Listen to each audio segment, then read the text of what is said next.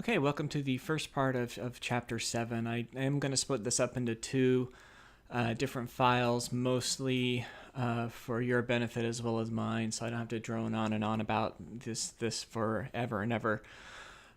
You'll, if you haven't noticed already, you're going to realize that I do enjoy the personality and socio-cultural development a whole lot more than I enjoy the biological. What we're going to do now is talk about early childhood, personality, and socio-culture development. Still hate pronouncing some words. Okay, so emotions. I get pretty passionate about emotions, so I'll try and control the amount of time I'm up on my soapbox here.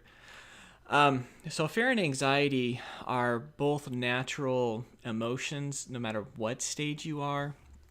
The difference between the two, anxiety is kind of ever present. It can be a worry. It can be, kind of mulling something over.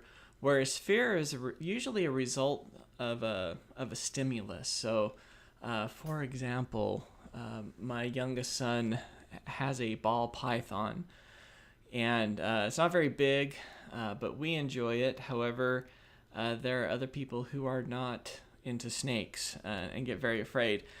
Case in point, we had a little gathering at my house, and one of my friends kind of has been helping us get into snakes, and he brought a sand boa with him. We were watching a movie, and he had it out, and my son had it around his neck almost the entire movie. And then when the movie was over, the lights went on, and my friend pulled it out of his bag so he could show all of us. And one of my friends, his jaw dropped, and he was up our stairs and out our door within a matter of seconds. I mean, he was fast. I've never seen anybody move so fast before. That is the fear response. That fight or flight or freeze response has to do with fear. From the therapist side of me, fear is related to phobias. If you have a phobia of something, then that is definitely fear.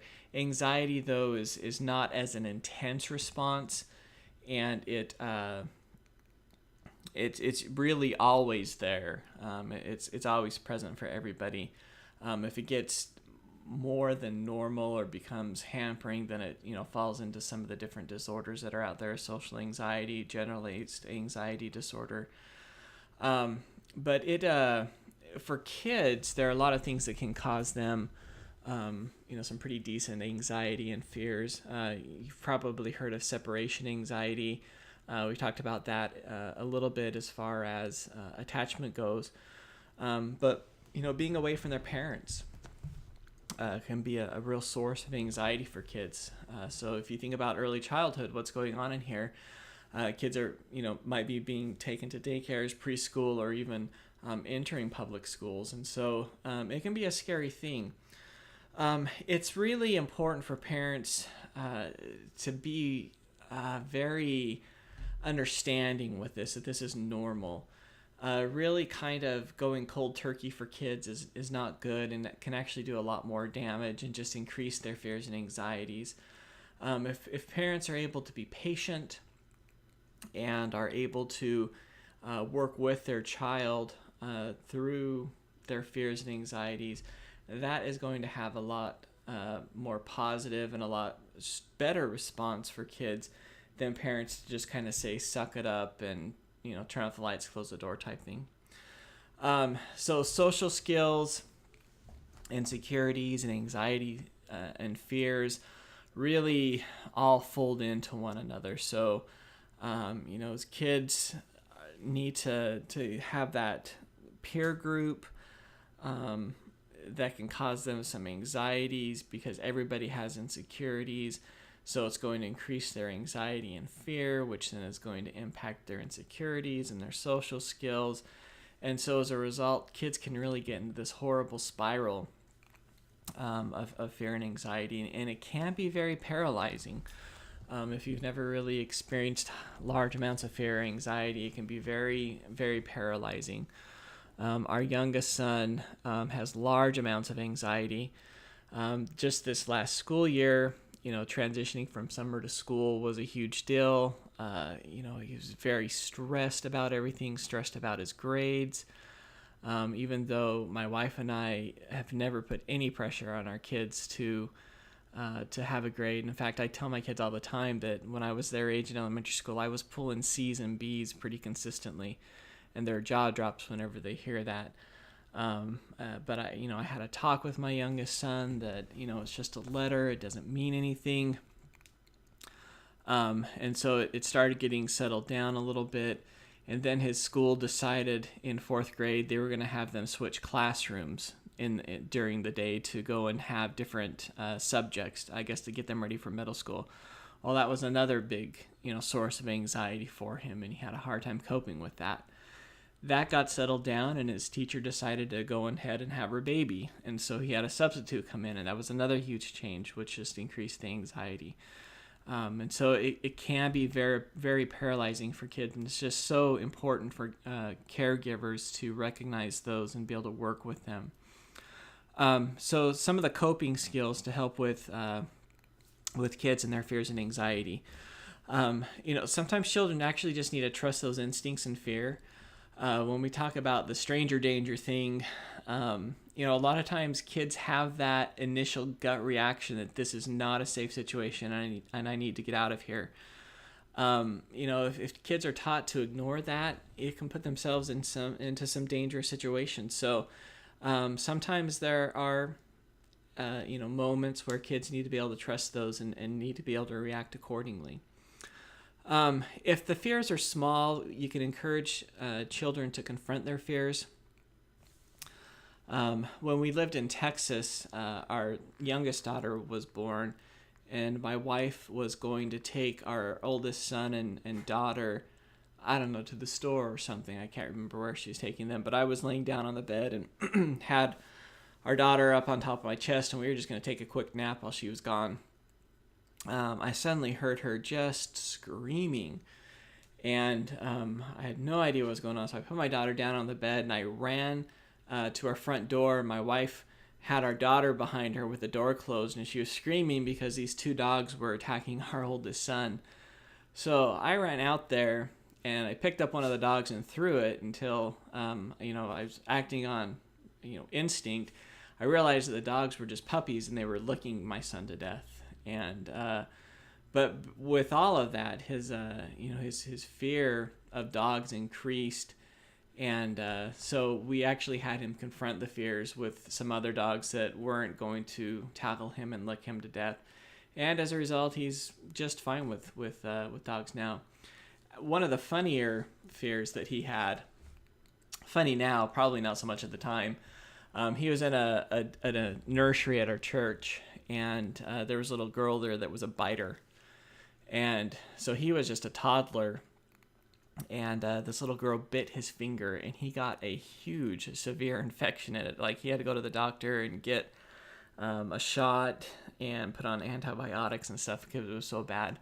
As a result of that, he was deathly afraid of anybody that crawled, any little kid that was smaller than him. It just set his anxiety and fear off like nobody's business. That one, of course, was a little bit easier for him to confront and recognize that not all kids are going to bite. Having some structure for kids, particularly with anxiety, is going to be important because they know what to expect and when to expect it. That was one of the strategies we adopted with our youngest son over the past school year. So we gave him a little bit of unstructured time so he could do what he wanted to. But to a large extent, everything had to be real structured. And once he got into a routine, got into that structure, he felt calm and could do what he needed to do. Defense mechanisms are another way of coping. We're going to talk more in depth about those in just a moment here. This last point, I think, is the most important, that parents just really need to validate their kids' fears and anxieties. As we get older, we recognize that some of the things that we went through when we were younger really weren't a big deal because we go through a whole lot worse. Well, for kids, they are going through a whole lot worse right now.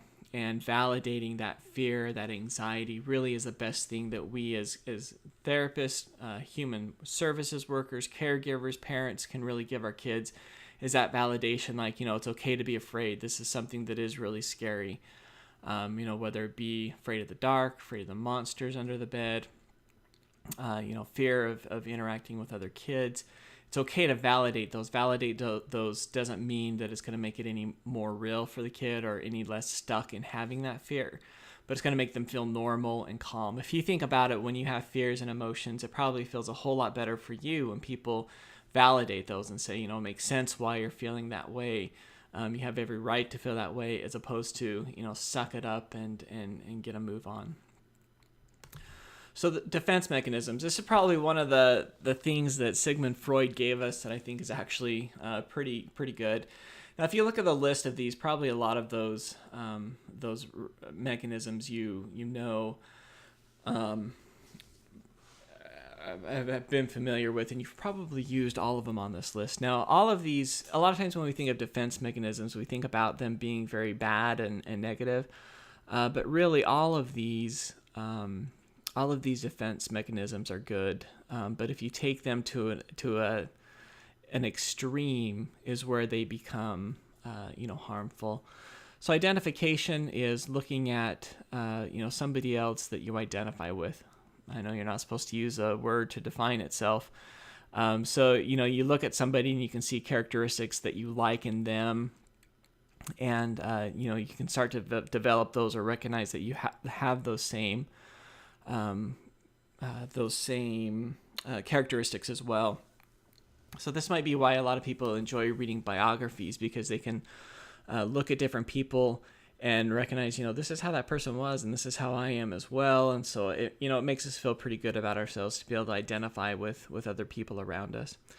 Denial. If you tell me that you've never used denial, I would say you're probably in denial. We've all done it, denied our involvement, our feelings, whatever it might be. And a lot of times we do that in terms of survival skills. It's when, we think we're going to get in huge trouble, or our physical safety is threatened. We're probably going to deny things that are going on in front of us or for us. Displacement is when you take negative feelings towards somebody who's more powerful than you, or in terms of hierarchy is at a higher level than you, and take it out on somebody that's less powerful or lower on the totem pole than you are. So for example, if you're mad at your boss, you come home and kick your dog. Don't kick your dog. It's not nice. But would be an example of displacement. Projection is when taking negative qualities that I have in myself and then seeing them in other people. And not necessarily even negative qualities, but things that I don't like, things that I don't want. For example, if I wake up in the morning and look at my dog, I can just tell that she does not want to go for a walk. Right, that's projection, because I don't want to take her for a walk, but I'm just saying that she does, so I'm projecting my feelings on her. Rationalization, again, that is something else that I think everybody has done. I think we all know what that is, making excuses or justifications for why we do what we do. Reaction formation is interesting. It's taking some of the emotions that we would consider negative and using them in more of a positive situation. So if you look at most rap music, this is a great example of reaction formation. So it's taking things that happen to them that's really painful and really horrible, and then using it is in an art form, in a way that can reach out to other people. When I worked in the Juvenile Justice Center with kids, rap music was their thing. And so for some of the kids that were really interested in writing, I would encourage them to write, rap lyrics of their life and of their experiences and stuff. And it was really a positive experience for them to kind of take some of that negative and emotion and pain and be able to express it in a different way, rather than trying to beat somebody up. Regression is when you kind of resort to an earlier stage of development. So, when we kind of act like a child, or we're childish, or when we act like a teenager or something like that, would be regression. Repression is blocking out memories and experiences that are too painful to deal with. A few years ago, we had in the mental health field what was called the repressed memory syndrome. And this is where people supposedly, experienced really traumatic childhood things, and as a result, they blocked them out. And the only way to access those was through hypnosis or some other method like that. And what they found then is something called the false memory syndrome. And this is where people were kind of forced in some ways to believe that events happened to them that really didn't. And this came down in mid 90s, early 90s. And later on, I actually worked with a woman who was part of the group that experienced this, that really brought it out to the forefront. In her residential treatment program, if they would sit down in a group and would have to talk about what happened to them, and the facilitators of the group would get right up into their face and tell them that they were victims of satanic ritual abuse. And when the girls would say, no, I wasn't, they would, just again get in their face and yell at them like, you're in denial. You need to accept that this happened to you. And until you do, you're never going to get better. And so as a result, these girls, these young women, started having memories of the satanic ritual abuse that never really happened to them. And so, by the time goes on and we recognize that, these guys need to lose their license and not practice anymore, it's hard for these people to tell what really happened to them and what didn't. And so, it can be a real dangerous thing. I've worked with another client that remembered her sexual abuse while under hypnosis. It's not that hypnosis is a bad thing. It definitely can be, but it really needs to be done by somebody who is certified, professional, with experience, so that things aren't placed in there. And in fact, most hypnotists that are people who practice hypnosis, that are therapists, that are trained in what they do, know that you're not going to use hypnosis in order to bring up memories, just because it's too easy to lead the person into these false memories. So that's repression. Withdrawal, again, basically kind of taking yourself out physically, sometimes emotionally out of the situation, so that you can deal with what's going on. Okay, emotions, shame versus guilt. This is Erik Erikson's model of these dialectics that we go through each stage of our development. So initiative versus guilt basically says, is a kid going to feel secure enough with themselves to be able to take initiative and do what they need to do? So are they going to learn something new that they want to? Are they going to master a new skill or technique? Versus guilt, which tends to hold them back. There is a difference between shame versus guilt, and I will post a TED Talk along with this chapter that I'd like for you to go ahead and watch. It's by Brene Brown, and she's done a lot of work on shame versus guilt and how to get rid of shame. Guilt is that feeling that we get after we do something wrong, and we know that we've done something wrong, and so when we go and apologize for it, then we typically feel better. So guilt is I did something wrong. Shame is something that lasts longer, and where guilt says I did something wrong, shame says I am wrong. Some people are very shame-based, and shame is a very horrible thing and something that we shouldn't really try to get other people to feel. So the whole thing, shame on you, and even to an extent when people tell us that they're disappointed in us, can really invoke that shame. And it has the opposite effect of guilt, whereas guilt is going to motivate us to do something to relieve ourselves of the guilt. Shame is going to hold us back because we feel like that we're bad, that we're wrong, And so we don't feel like we're going to be good enough to, to do anything, even things that are helpful or healthy for us. Shame will keep us from doing. So shame is a real horrible thing for kids to feel and for anybody to feel, really.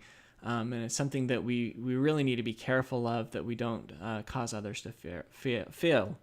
So again, I will post that TED Talk on here, and I would like for you to watch it. It's our TED Talk's like 10 minutes long or something like that. So I think that you'll enjoy it, and I think you'll be able to get something out of it. I think it really, she really speaks well and presents things in a way that is wonderful and easy to understand.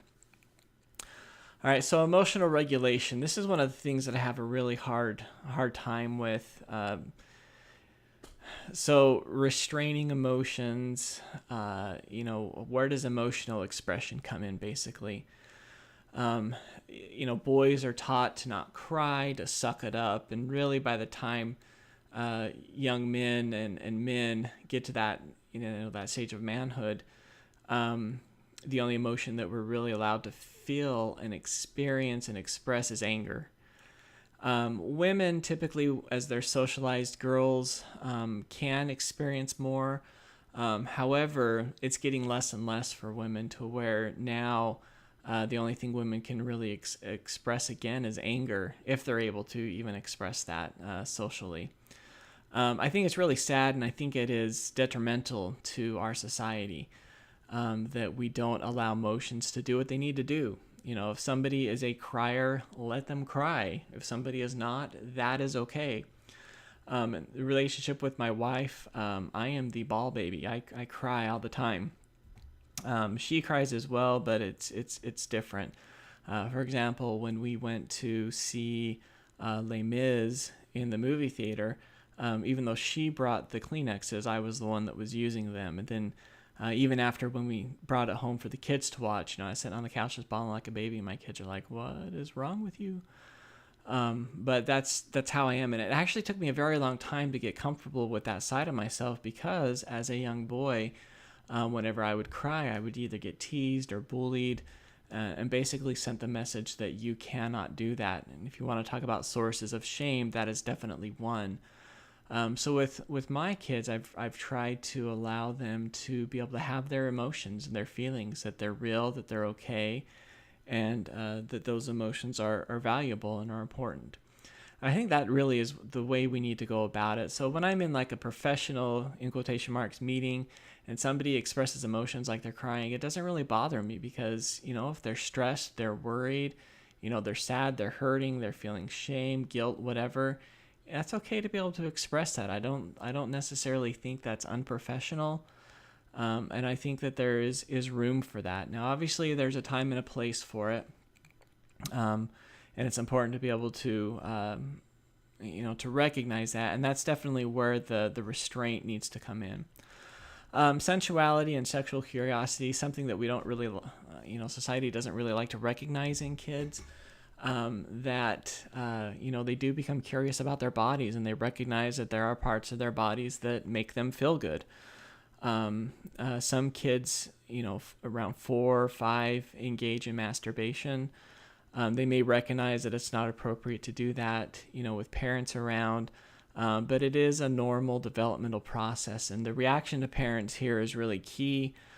If parents come down like really angry and freaked out, maybe from a real conservative or religious conservative perspective, is not necessarily bad. But if parents come down really hard with anger, it can send a message to the child that their sexuality is wrong, and that they shouldn't have that side of themselves, which you can imagine is going to cause problems later on in life when suddenly it becomes okay in their parents' or caregivers' perspective.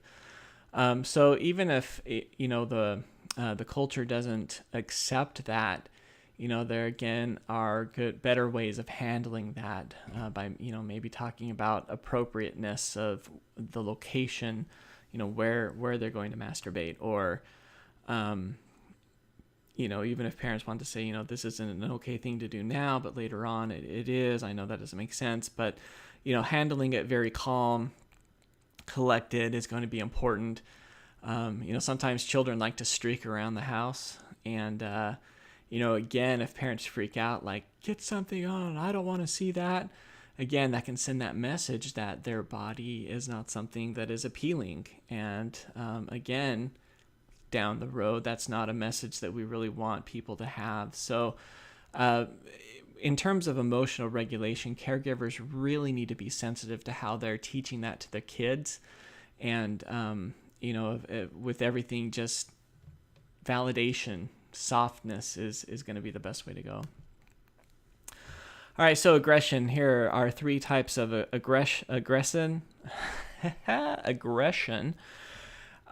So these are in your text, page 191. I'm not, you can read for yourself on that. I'm not going to spend too long on that slide, but just know these different types of aggression. Where does aggression come from? Well, everybody knows about the Bobo doll, I think it was called, that Bandura, I believe, did, where kids, watched either something that was violent or something that was benign. Then they put them in the room with the punching bag, and the kids that watched the more violent television program were more likely to go and beat up on the punching bag doll, whatever. Did you ever have those punching things as a kid? Like, you'd punch them and then they bounce back up, and you'd punch them again. You could like tackle them, and they were like inflatable. That's basically what they were using. So a lot of people use that as evidence of, media is what promotes violence in kids. That's not, all we know is there's a correlation. It's not a causation, because there are plenty of kids out there that watch violent TV programs or even play violent video games that don't turn out to be violent themselves. What people get confused with is those people that do commit violent acts. If you look back, usually they have been playing those, violent video games or watching the violent movies and television programs. So watching those doesn't necessarily mean you're going to become violent. And you can look at societies that have less censorship than the United States, that, have like large amounts of sexuality or even violence in their culture and in their media. And some of these places really have the lowest per capita incidences of murder and violent crimes. So you kind of have to take it with a grain of salt. We don't really know what role it plays. To a large extent, it seems like researchers really won't get off this huge debate that it's one or the other. Well, obviously, there's a lot going into it, so let's figure out what the other things are that play into aggression and what facilitates it, from the media, from the culture, from the individual children. So similarly, pro-social behavior. This is something that also develops in kids as well. As cognitively they're able to take other people's perspectives, then empathy is able to develop. And they recognize that, when they do something to somebody else, they can recognize how it's going to make that other person feel. And so to a large extent, that's going to help curb behavior. When I worked in the adolescent treatment facility for male sexual offenders, one of the things that they were trying to develop was perspective taking, trying to get the kids there to recognize that, what effect their actions has on other people. So this develops through modeling. So hopefully, parents are empathetic. Again, that's where that validation comes in, right? When caregivers validate and empathize with their kids are going to learn those skills as well. Role-playing empathy, different situations where a child can express empathy, and then, giving praise for children that do engage in this pro-social behavior is going to be important as well for their learning. So that is part 1 of chapter 7. Hopefully things are going so far this semester. And until next time, goodbye.